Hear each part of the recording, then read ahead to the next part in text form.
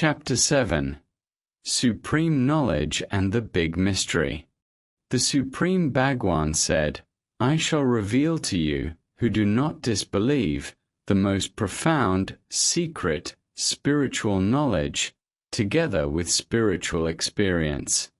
Knowing this, you will be freed from the miseries of worldly existence. Knowledge of the Supreme is the biggest mystery. This self-knowledge is the king of all knowledge, is the most secret, is very sacred, can be perceived by instinct, conforms to righteousness, dharma, is very easy to practice, and is timeless. O Arjun, those who have no faith in this knowledge do not attain me and follow the cycles of birth and death. This entire universe is an expansion of mine. All beings depend on me. I do not depend on them, because I am the highest of all. Look at the power of my divine mystery. In reality, I, the sustainer and creator of all beings, do not depend on them, and they also do not depend on me. It's like a gold chain depends on gold, and milk products depend on milk. In fact, the gold chain does not depend on gold. The chain is nothing but gold. Similarly, matter and energy are different as well as non-different. Perceive that all beings remain in me, without any connection or contact, as the mighty wind, moving everywhere in the sky, eternally remains in space. The theory of evolution and involution. All beings merge into my Adi Prakriti, primary material nature, at the end of a cycle of just over 311 trillion solar years, O Arjun, and I create them again at the beginning of the next cycle. I create the entire multitude of beings again and again with the help of my material nature. These beings are under control of the three modes of material nature. These acts of creation do not bind me, O Arjun, because I remain indifferent and unattached to those acts. The divine kinetic energy, Maya, with the help of material nature, creates all animate and inanimate objects under my supervision. Thus, the creation keeps on going, O Arjun. The ways of the wise and of the ignorant.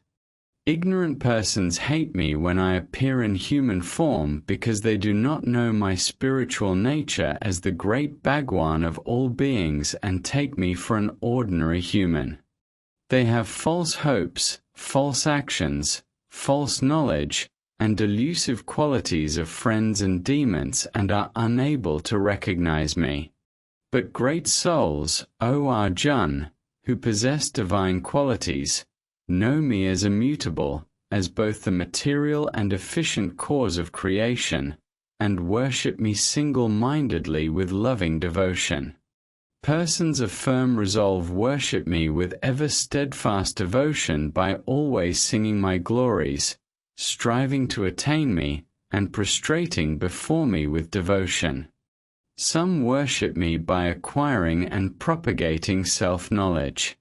Others worship the infinite as the one in all or non-dual, as the master of all or dual, and in various other ways. Everything is a manifestation of God. I am the ritual, I am the sacrifice, I am the offering, I am the herb, I am the mantra, I am the clarified butter, I am the fire, and I am the oblation.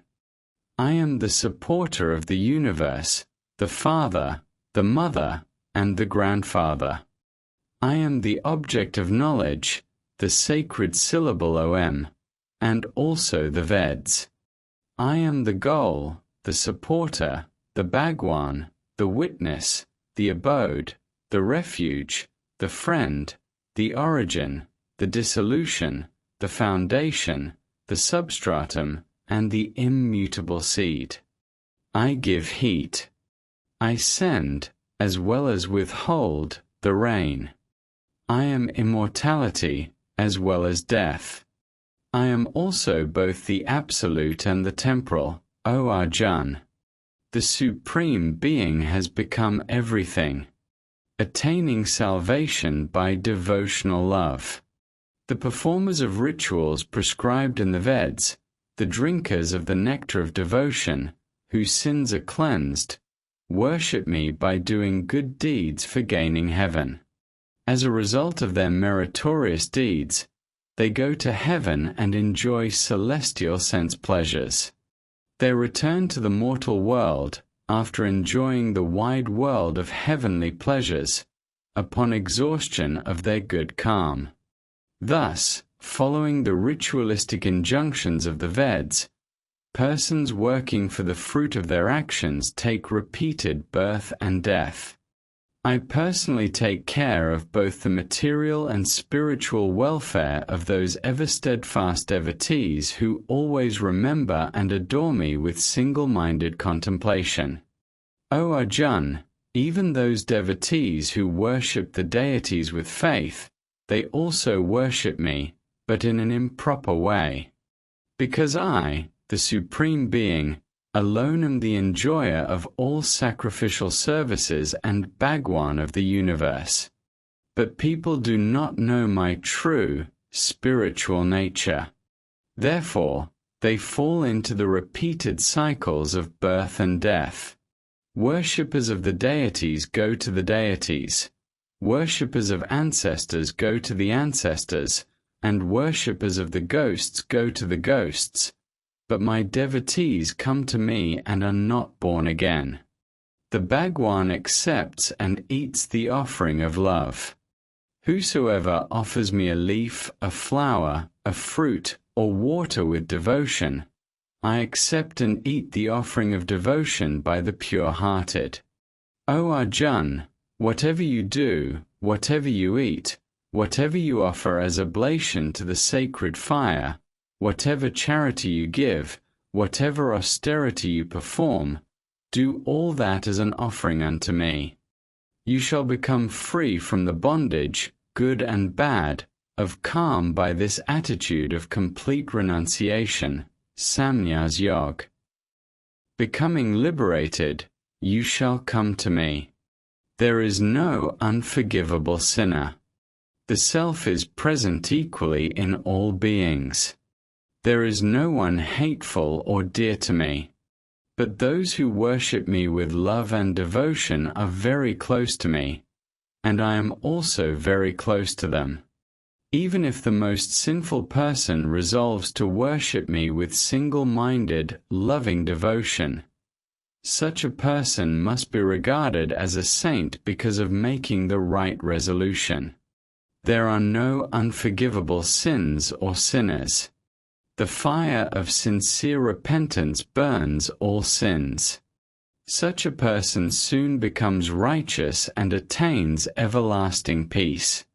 Be aware, O Arjun, that my devotee shall never perish or fall down.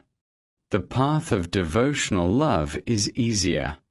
Anybody, including women, merchants, laborious, and the evil-minded, can attain the supreme abode by just surrendering unto my will with loving devotion, O Arjun. It should then be very easy for holy priests and devout sages to attain the supreme. Therefore, having obtained this joyless and transitory human life, one should always worship me with loving devotion. Fix your mind on me, be devoted to me, worship me, and bow down to me. Thus, uniting yourself with me by setting me as the supreme goal and the sole refuge, you shall certainly come to me.